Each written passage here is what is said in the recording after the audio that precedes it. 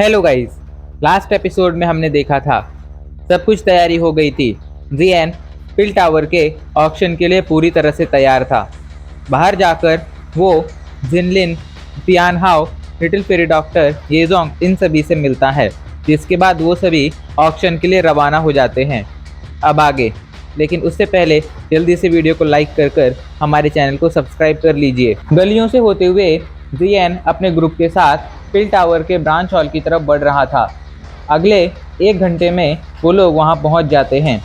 अभी के लिए वो लोग पिल टावर के ब्रांच हॉल के एंट्रेंस पर खड़े हुए थे, जहां पर उन्हें अभी के लिए कई सारे एल्केमिस्ट दिखाई पड़ रहे थे। सभी के सभी एल्केमिस्ट बहुत जल्दी में थे, क्योंकि वो भी यहाँ पर ऑक्शन में हिस्सा लेने आए थे। जियन उन लोगों को नज़रअंदाज कर देता है और तेज़ी से पिल टावर के ब्रांच हॉल के अंदर घुस जाता है, जिसके बाद जियन नॉर्थ टावर की तरफ जाने लगता है। वो सभी लोग साथ में अभी के लिए नॉर्थ टावर की तरफ बढ़ रहे थे। इस दौरान रास्ते में उन्हें कई सारी दुकानें दिखाई पड़ती हैं, मगर उनमें से कोई भी उन दुकानों पर ध्यान नहीं देता है, क्योंकि सभी जानते थे असली खजाना तो अंदर छिपा है। 5 मिनट तक आगे बढ़ने के बाद वो सभी नॉर्थ टावर में पहुंच जाते हैं, जिसके बाद येजोंग एक दिशा की तरफ इशारा करते हैं और सभी लोग उस दिशा में आगे बढ़ने लगते हैं। कुछ देर तक आगे बढ़ने के बाद वो सभी एक बड़े से दरवाजे के सामने आकर खड़े हो जाते हैं, जिस पर बड़े बड़े अक्षरों में लिखा था ऑक्शन हॉल। इस दरवाजे के बाहर अभी के लिए कुछ गार्ड खड़े हुए थे, जो नॉर्मल नहीं थे बल्कि काफ़ी ज़्यादा पावरफुल थे। वो सभी जब जियन को वहाँ आया देखते हैं तो उन्हें लगता है कि ये बच्चा है, इसलिए वो लोग उसे भगाने की कोशिश करने वाले थे। लेकिन जब उनकी नज़रें जियन की छाती पर मौजूद बैच पर पड़ती हैं तो सभी की घिघी बन जाती है और कोई भी जियन को वहाँ से भगाने की कोशिश नहीं करता है। उल्टा वो लोग जल्दी से दरवाज़ा खोल देते हैं और झुक के उसे रिस्पेक्ट देते हैं। बदले में जियन भी उन्हें ग्रीट करता है, जिसके बाद वो सभी ऑक्शन हॉल के अंदर घुस जाते हैं। ऑक्शन हॉल में अभी के लिए कई सारी दुकानें लगी हुई थी। दुकानों पर कुछ लोग बैठे हुए थे जो लगातार अपना सामान बेच रहे थे।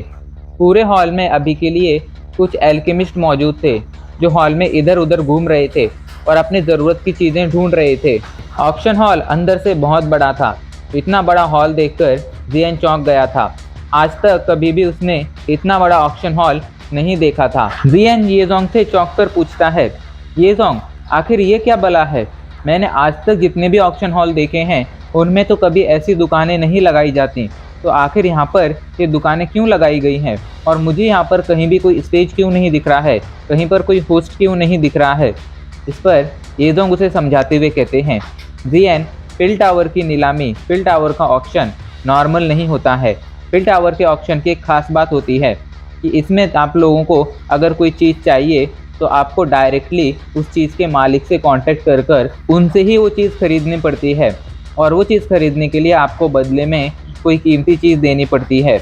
एक तरह से कहा जाए तो ये एक ऑक्शन की तरह नहीं है, बल्कि एक एक्सचेंज फेस्ट की तरह है, जहाँ पर एक कीमती चीज़ के बदले आप दूसरी कीमती चीज़ ले सकते हैं। यही बात है जो इस ऑक्शन को बाकी के ऑक्शन से अलग बनाती है। जियन, ये पूरा ऑक्शन हॉल 3 फ्लोर्स में बटा हुआ है। अभी हम जिस फ्लोर पर हैं वो ग्राउंड फ्लोर है, इसके ऊपर मिडल फ्लोर है और सबसे ऊपर है टॉप फ्लोर।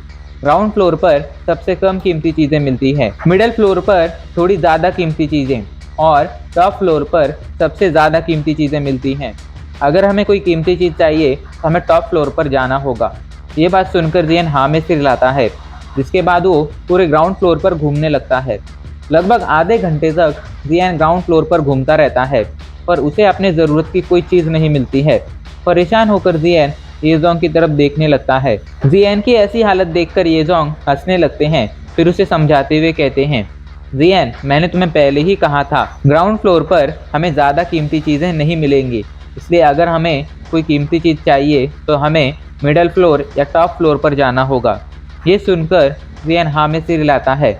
वो समझ गया था ग्राउंड फ्लोर पर घूमने से उसे कुछ भी हासिल नहीं होने वाला है, इसलिए वो येजोंग को इशारा करता है और येजोंग उसे मिडल फ्लोर पर ले जाने लगते हैं। मिडल फ्लोर के एंट्रेंस पर भी कुछ गार्ड खड़े हुए थे, लेकिन जब वो जियन की छाती पर रैंक 7 का बैज देखते हैं तो वो लोग जियन को नहीं रोकते हैं, जिस कारण जियन, लिटिल फेरी डॉक्टर, तियानहाओ, येजोंग और जिनलिन आसानी से मिडल फ्लोर में एंटर कर पाते हैं। मिडल फ्लोर में आकर जियन की आंखें चमक जाती हैं। मिडल फ्लोर पूरा क्रिस्टल रॉक से बना हुआ था और यहाँ पर काफ़ी ज़्यादा चकाचौंध थी।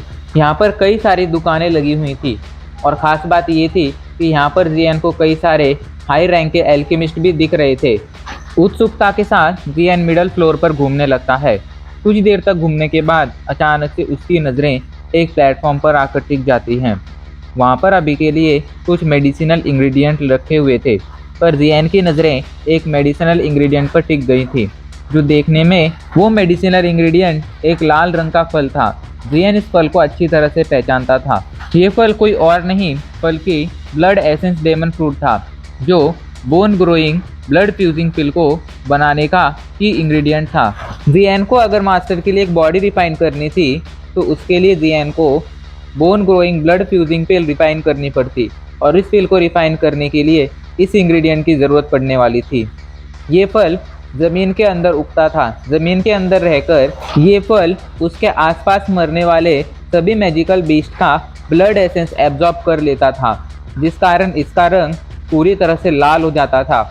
इसके अंदर किसी को दोबारा से ज़िंदगी देने की शक्ति थी, इसीलिए ये फल काफ़ी ज़्यादा रेयर था।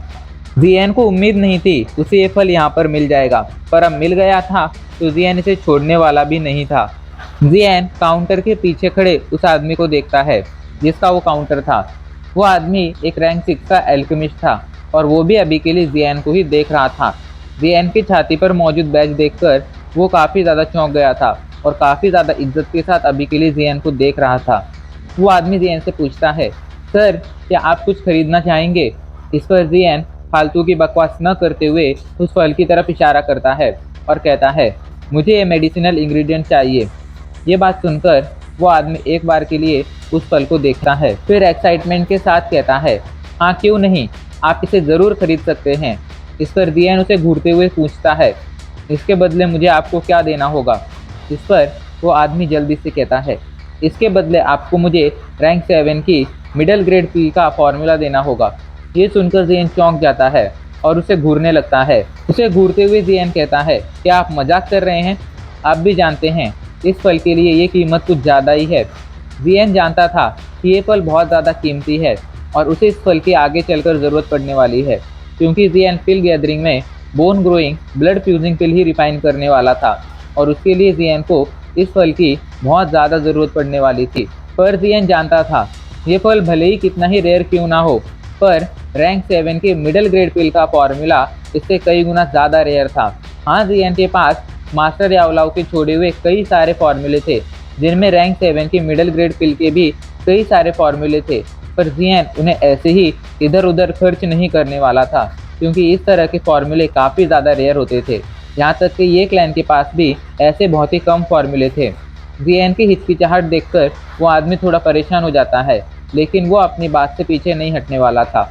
वो जियन से कहता है, सर मुझे यही चाहिए, अगर आप मुझे ये दे सकते हैं तो ही मैं आपको ये फल बेच सकता हूँ।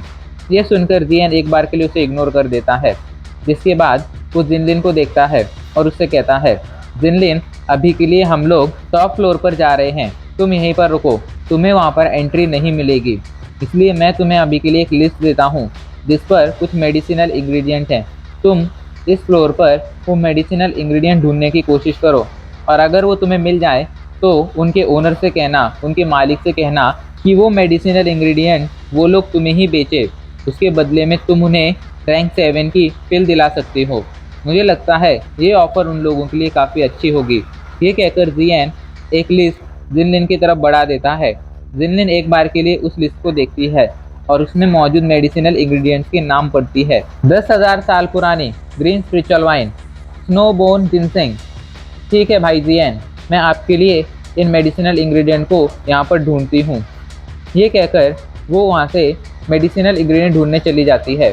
जिसके बाद एक बार जियन उस डेमन फ्रूट के मालिक को देखता है और उससे कहता है, इस फ्रूट के बदले में मैं आपको रैंक 7 के मिडल ग्रेड की एक पिल दे सकता हूँ, इससे ज़्यादा इसकी कीमत नहीं होगी, तो एक बार सोच लेना। ये कहकर जियन टॉप फ्लोर की तरफ जाने लगता है, लेकिन टॉप फ्लोर पर जाने से पहले एक बार के लिए जियन उस मालिक की तरफ मुड़ता है डेमन फ्रूट के मालिक की तरफ मुड़ता है और उनसे कहता है, अगर आपको मेरे ऑफर में इंटरेस्ट हो तो आप जाकर उस लड़की से कांटेक्ट करना।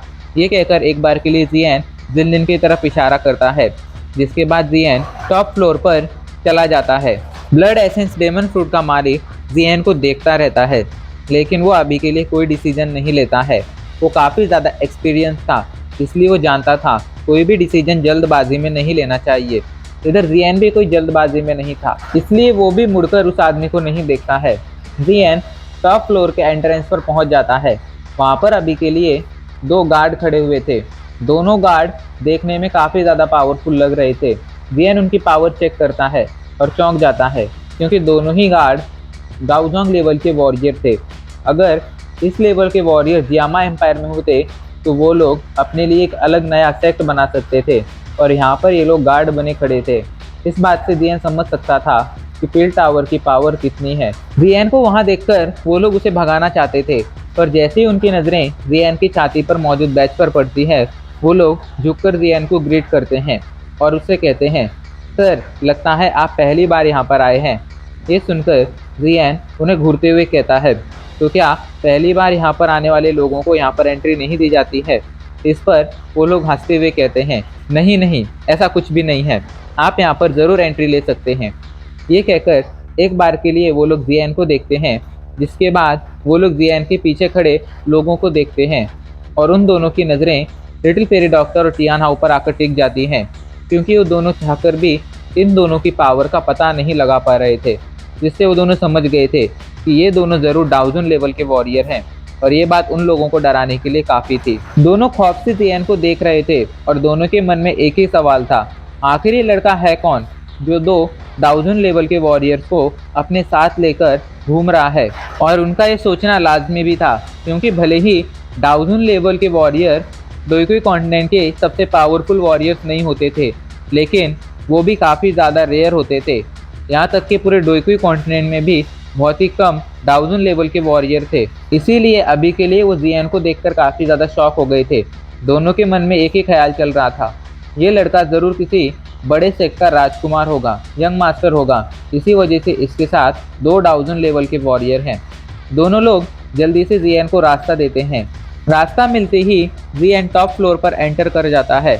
टॉप फ्लोर पर एंटर करते ही उसकी आंखें खुली की खुली रह जाती है।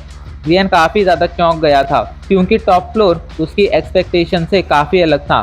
टॉप फ्लोर मिडल फ्लोर और ग्राउंड फ्लोर के मुकाबले काफ़ी ज़्यादा छोटा था, लेकिन इस जगह पर काफ़ी ज़्यादा सजावट की गई थी।